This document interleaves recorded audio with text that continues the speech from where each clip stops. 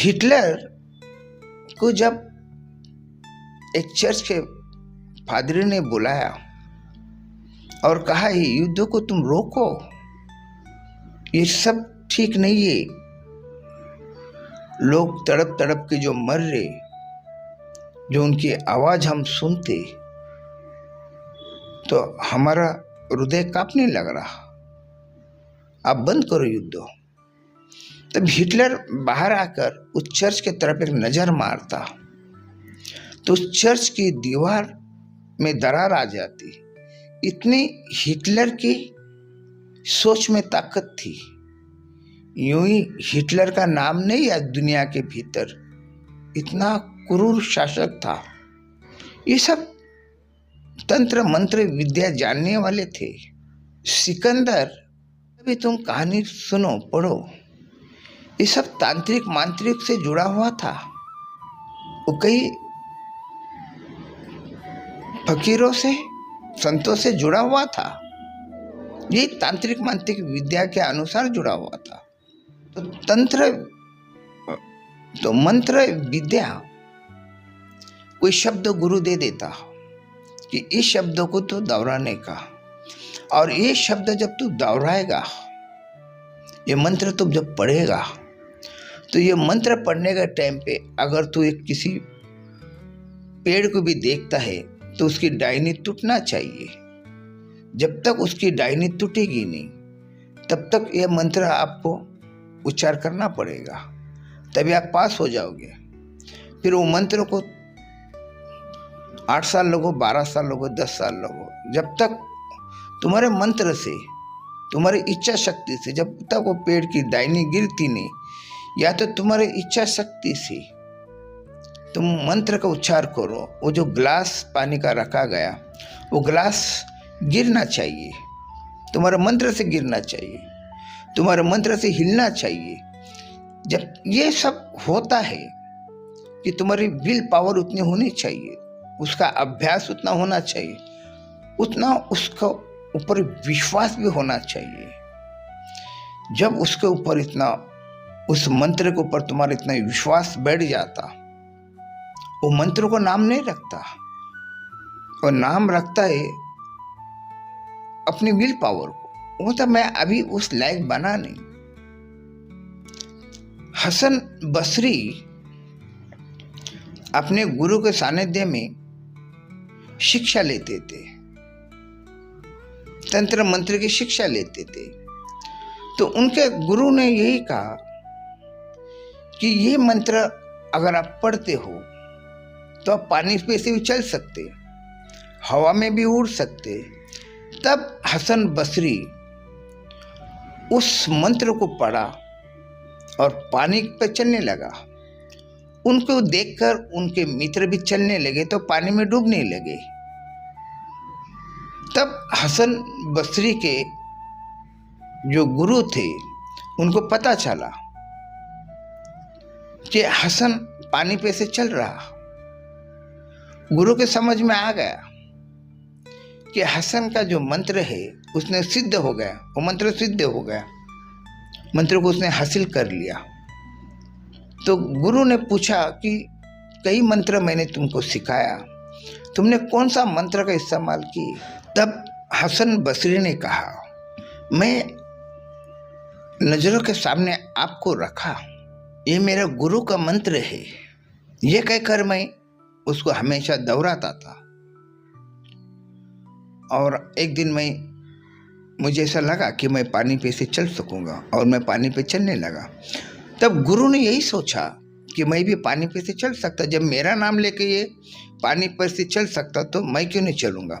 तो गुरु पानी के ऊपर चलने लगे और 2 कदम भी नहीं पानी पे रख के नीचे चले गए। तो कई जगह ऐसा होता है जहाँ होशियार इंसान, सीनियर आगे नहीं जा सकता, आगे पहुंच नहीं सकता, मगर जूनियर आगे पहुंच जाता। उसकी वही मेहनत, उसकी विल पावर, उसकी एकाग्रता, उसकी इच्छा शक्ति, ये सब काम करती है। मंत्र काम नहीं करता। कई लोग मंत्र पढ़ते हैं जीवन जा रहा मंत्र पढ़ने में, सिद्धि प्राप्त करने में, मगर सिद्धि प्राप्त नहीं होती।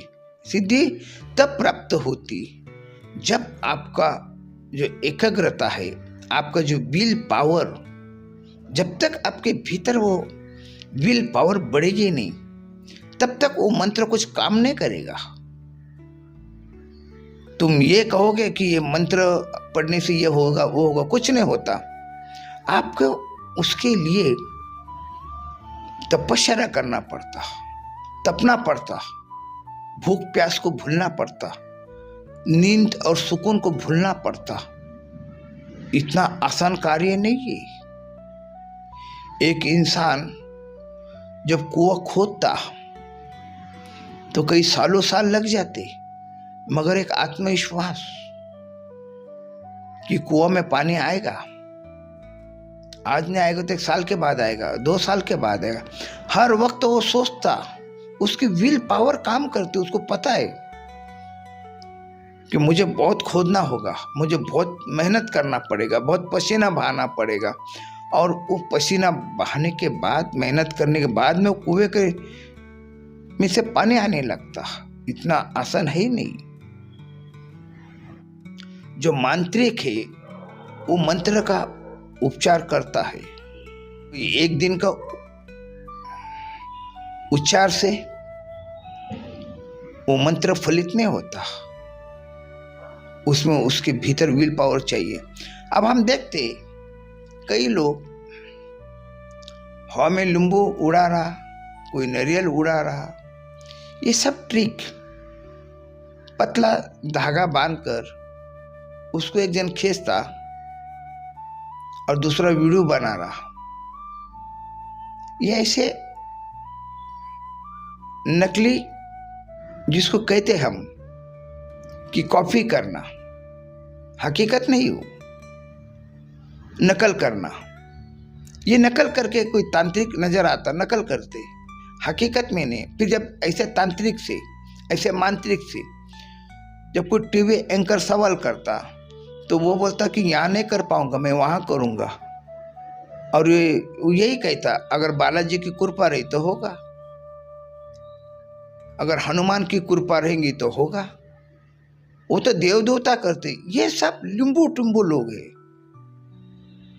ये अपयशी है, ये सब नौटंकी वाले लोग हैं। जो सिद्ध मांत्रिक है, सिद्ध तांत्रिक है, वो किसी के सामने आता नहीं और वो किसी को बताता नहीं।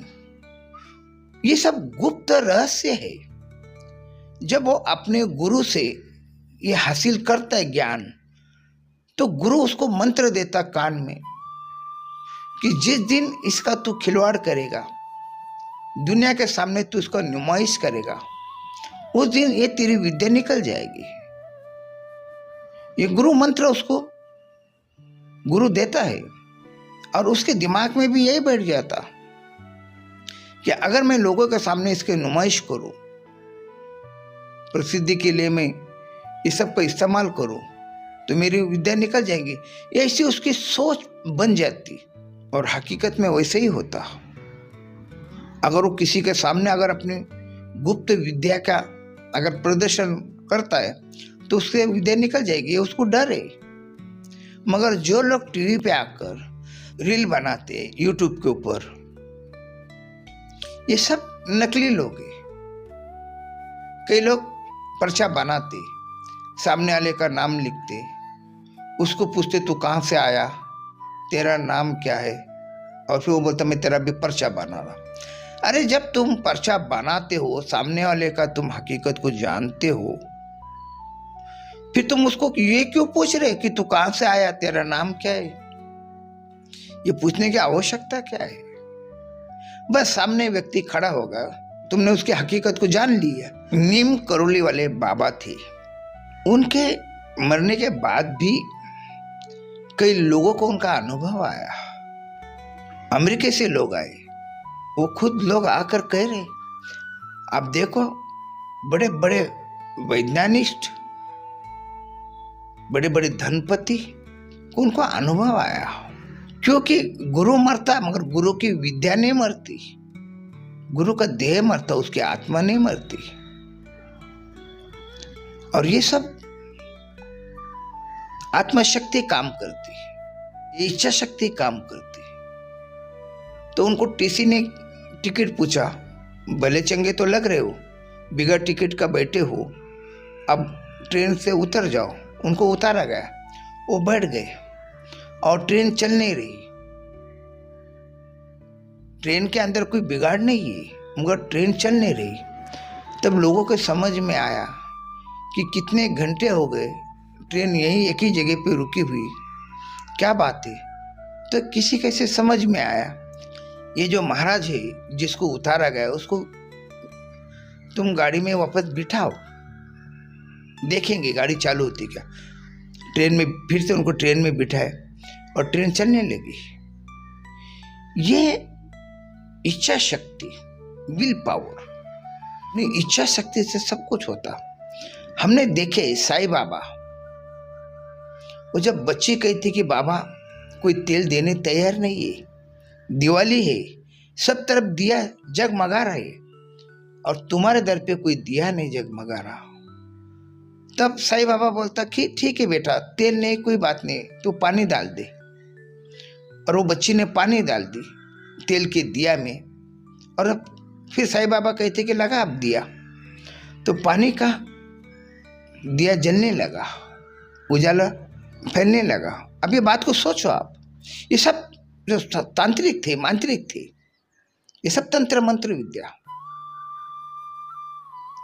मेरे गुरु, मेरे पीर हजरत गौस पाक, ये 25 साल जंगल के भीतर रहकर,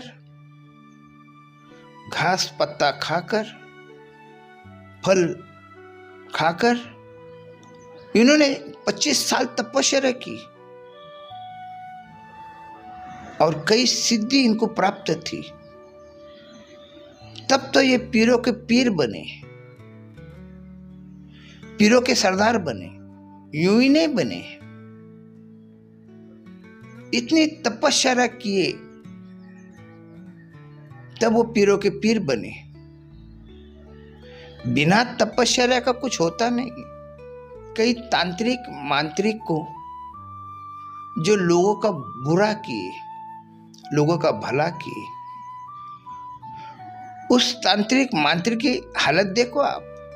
जो तांत्रिक था पर हिंदुस्तान का राजकारण को हिला देता था, वो तांत्रिक, उनका वक्त कितना बुरा है देखो आप। चंद्रा स्वामी को कई बीमारी नहीं पकड़ी, कई बार जेल जाना पड़ा। इतना बड़ा तांत्रिक मांत्रिक, जो हिंदुस्तान के राजकारण को हिला देने वाला इंसान की हालत देखो आप, आखिर कोई बीमारी में मरना पड़ा। जो इंदिरा गांधी के गुरु थे स्वामी धीरेन्द्र ब्रह्मचारी, उनको पता भी नहीं चला उनकी मौत, प्लेन एक्सीडेंट में उनकी मौत हो गई, हवा में मरना पड़ा। सचिन तेंदुलकर का जो गुरु था सत्य साईं बाबा, उसकी हालत देखो आप, कई साल बीमार में रहा और दवाखाना गए इलाज के लिए, दवाखाने में मर गए, पता भी नहीं चला उनको कि दवाखाने में मर जाएगा। जो भी तांत्रिक मांत्रिक है, जो लोगों का बुरा करते हैं, इनका अंत भी बहुत बुरा होता।